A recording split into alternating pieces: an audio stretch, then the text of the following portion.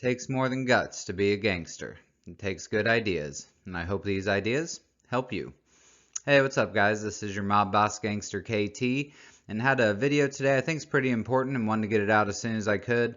So this is all going to be about how to spend your gold right now, and specifically to not spend it on Teal gear in the supply store, with a few exceptions, and I will get into that. Really want to explain a lot of the theory behind this. It might not apply to everyone, but I think if you're at in-game, if you're pre-in-game, as long as you're not a in-game whale or kraken, this is probably going to be pretty good advice for you.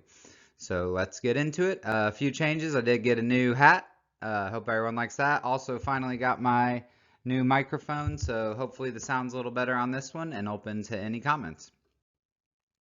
So first off, what happened to me? If you've watched my other videos, I've always taken new characters to level 85 when they come out. That's very important, I think, for really min-maxing the end game. But as I was going to do that on Absorbing Man, I actually was not able to do that for the first time in probably a year and a half. I can't even remember the last time that would have happened. It's normally training mats that'll hold me back.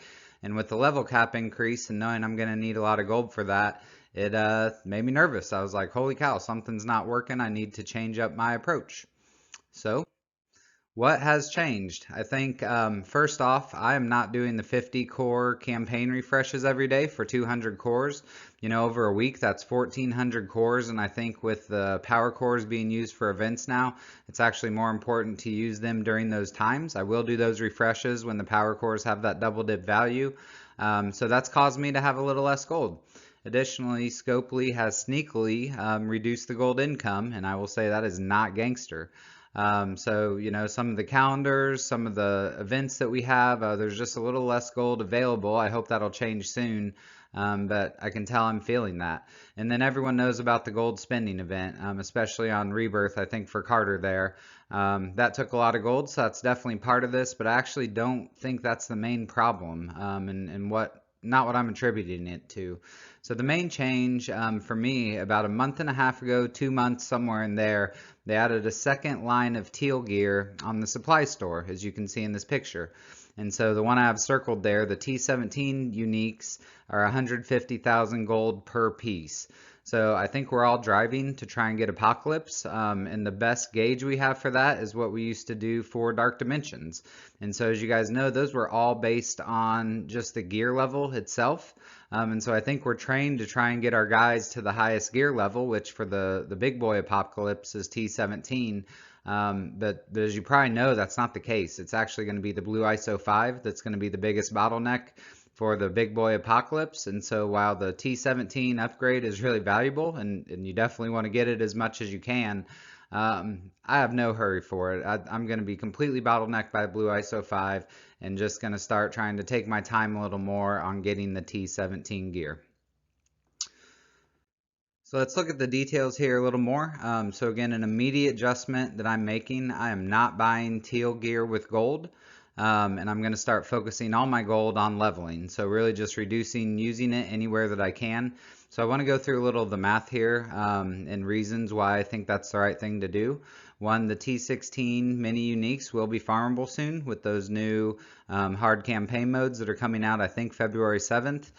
So that'll help with the T16s, which aren't as expensive. Those are 40,000 gold per piece in the store. But again, as mentioned before, the APOC bottleneck is the Blue ISO 5. Over time, Teal gear is going to become more available. The T17 uniques will become more available if they ever do the war currency Teal orb that they've said was coming a long time ago. Not sure what'll be in it, but that's only going to get better over time. So while the T17 is a nice upgrade, it's really not as good way to use your gold as the leveling is. And so again, to go through the math there, you can see first off, for the T17 pieces, most of the tunes take between 3 and 5 pieces that use the T17s to get them that T17 upgrade. So as mentioned before, it's 150,000 gold per piece. And then you can see in the top picture there, and know this, but it takes 40 of these T17 unique pieces per gear piece to take your character up to that T17 level. So if you crunch the numbers on that, If it takes them 3 T17 pieces, that's 18 million gold.